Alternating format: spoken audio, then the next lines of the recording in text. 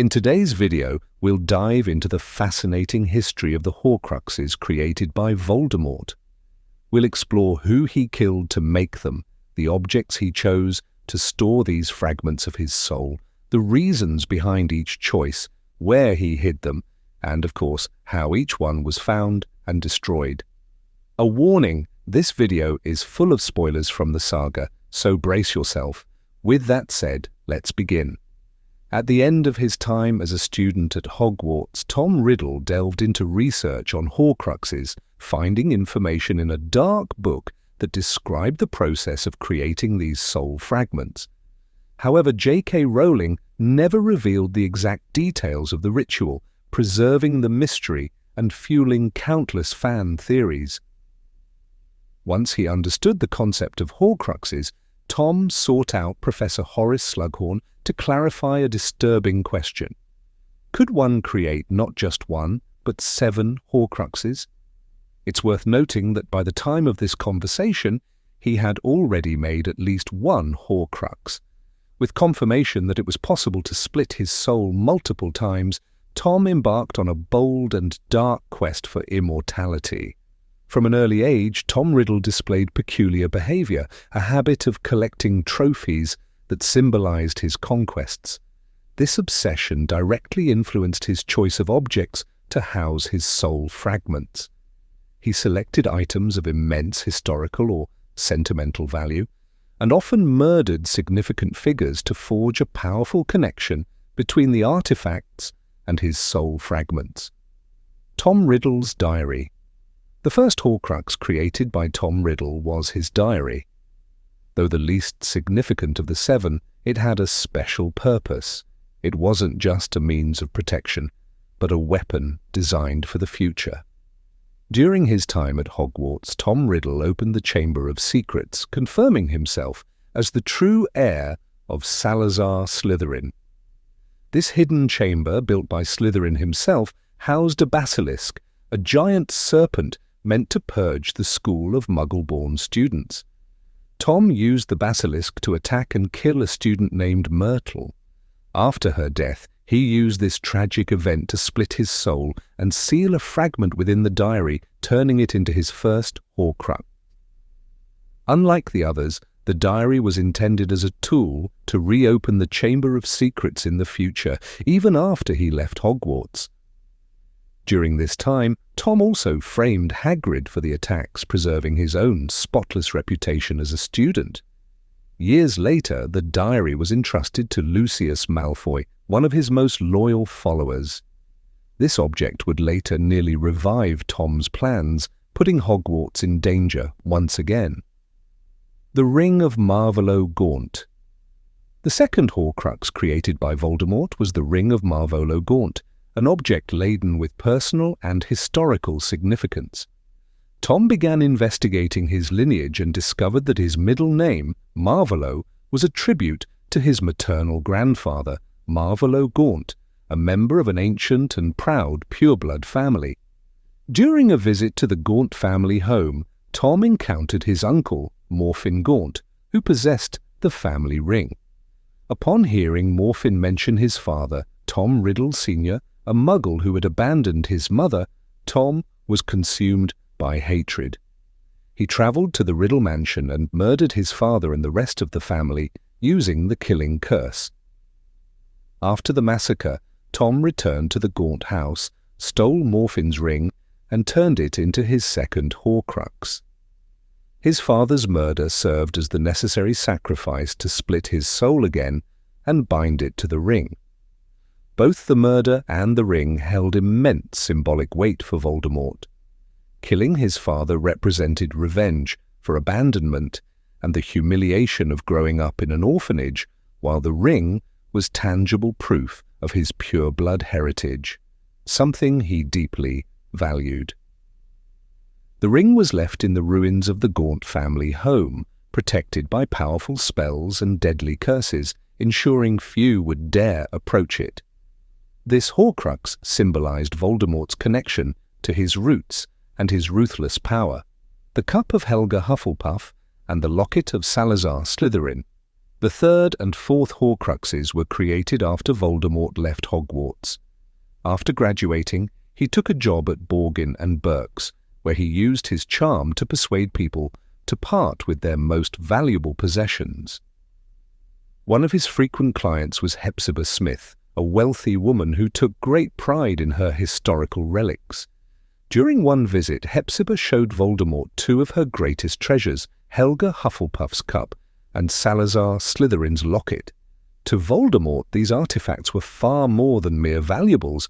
They represented his connection to Hogwarts, the place he considered his true home. The locket held special meaning. Hepzibah revealed it had been bought from a desperate woman, unaware that this woman was Voldemort's mother.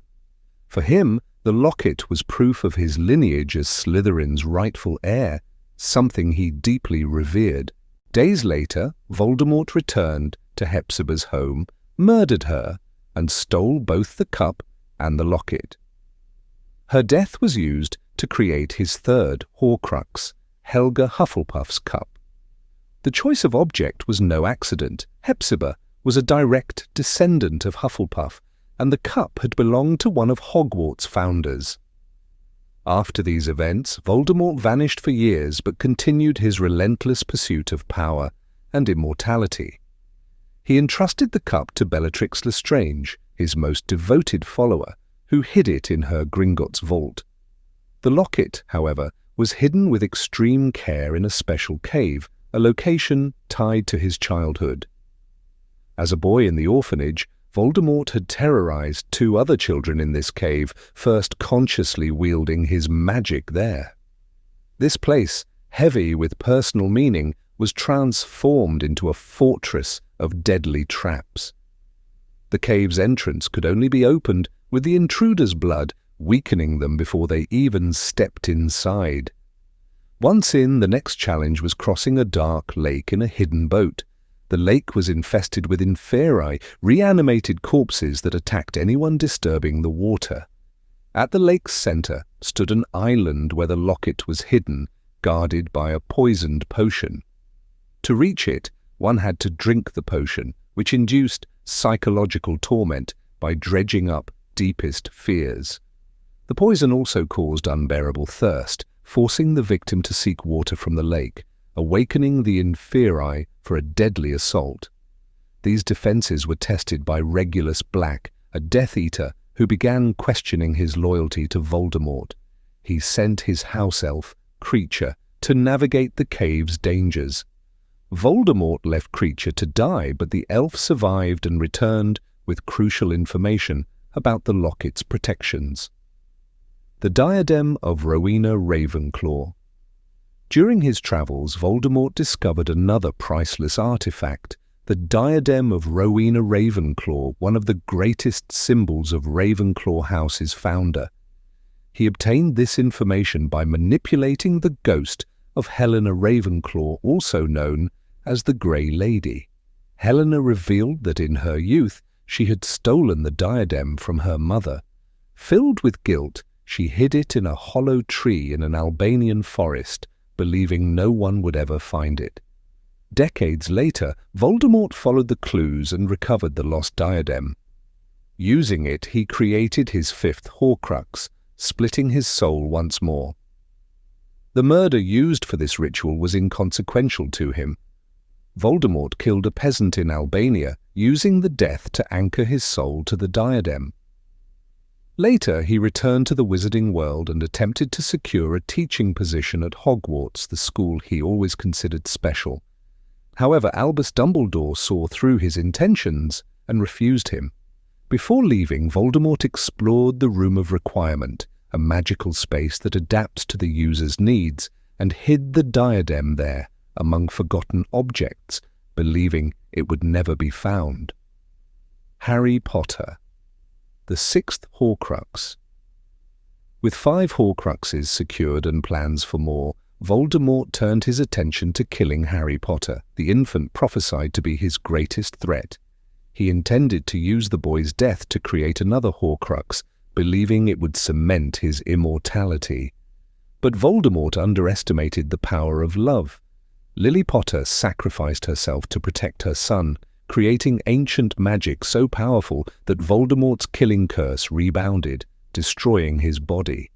This event had devastating consequences. Voldemort's physical form was obliterated, leaving him a fragile, unstable spirit sustained only by the soul fragments in his Horcruxes.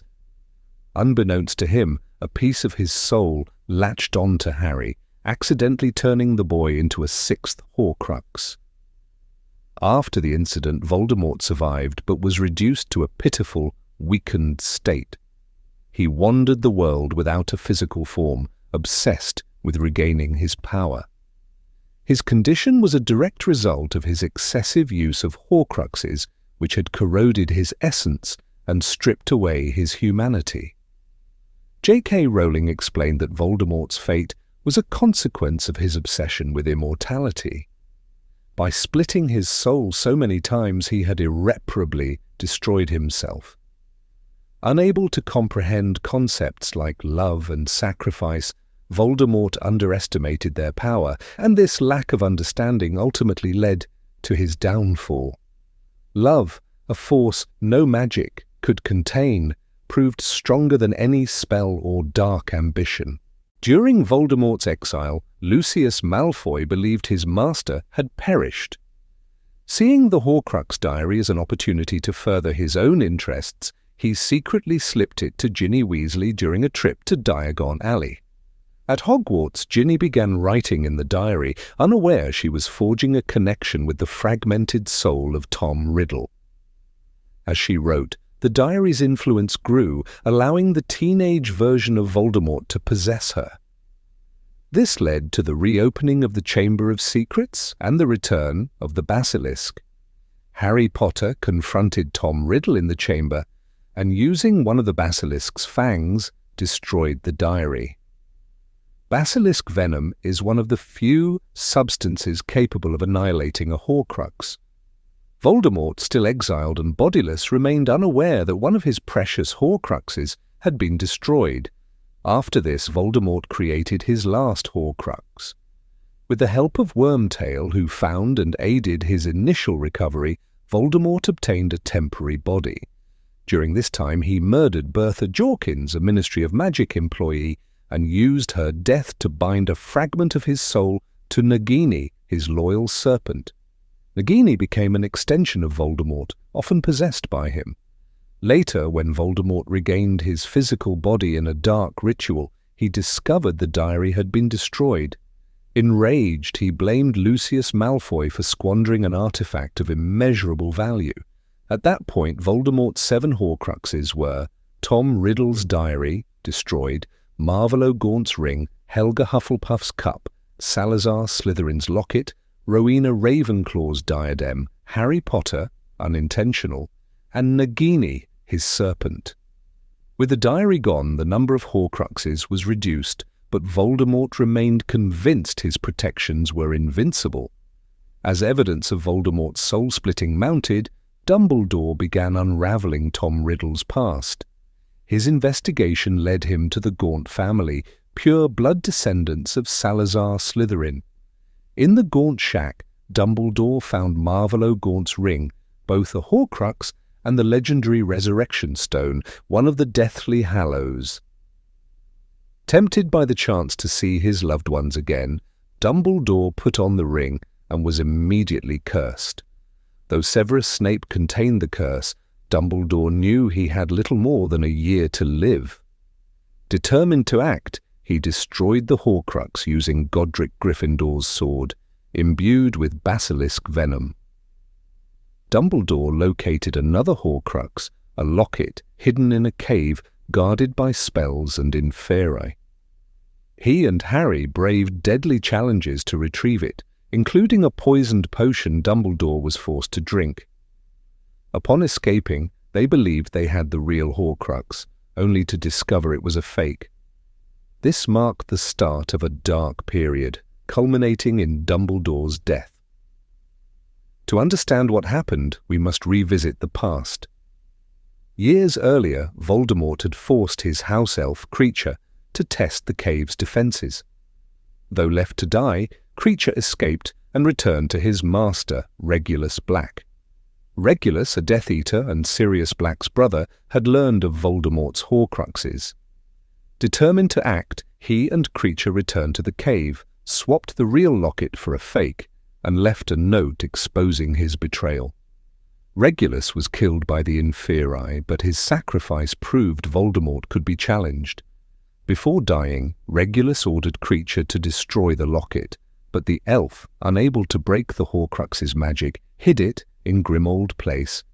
Years later, the Order of the Phoenix unknowingly discarded it, but Kreacher secretly reclaimed it.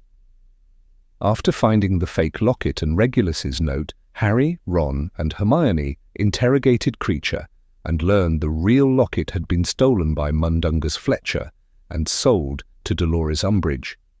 The trio infiltrated the Ministry to recover it. Later, Ron destroyed the Horcrux with Gryffindor's sword, overcoming the locket's psychological torment. With 3 Horcruxes destroyed, the trio deduced the cup was hidden in Bellatrix Lestrange's Gringotts vault. A daring break-in secured Hufflepuff's cup, though their escape was perilous. Meanwhile, Harry's connection to Voldemort revealed crucial details, including the diadem's location and Nagini's status as a Horcrux. Alarmed, Voldemort began guarding Nagini more closely. At Hogwarts, Ron and Hermione entered the Chamber of Secrets and used a basilisk fang to destroy the cup. Meanwhile, Harry consulted Helena Ravenclaw's ghost, who revealed Tom Riddle had learned the diadem's location from her.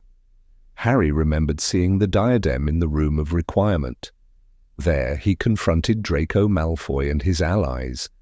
In the chaos, Crabbe's Fiendfire destroyed the diadem, eliminating another Horcrux. Learning from Snape's memories that he himself was a Horcrux, Harry willingly walked to his death in the Forbidden Forest. Voldemort's killing curse destroyed the soul fragment inside Harry, yet Harry survived, protected by Lily's sacrifice and Voldemort's use of his blood in the Triwizard Tournament. In the final battle, Neville Longbottom beheaded Nagini with Gryffindor's sword, erasing the last Horcrux. With all soul fragments gone, Voldemort was mortal. Harry exposed the Elder Wand's true allegiance before defeating him in their final duel.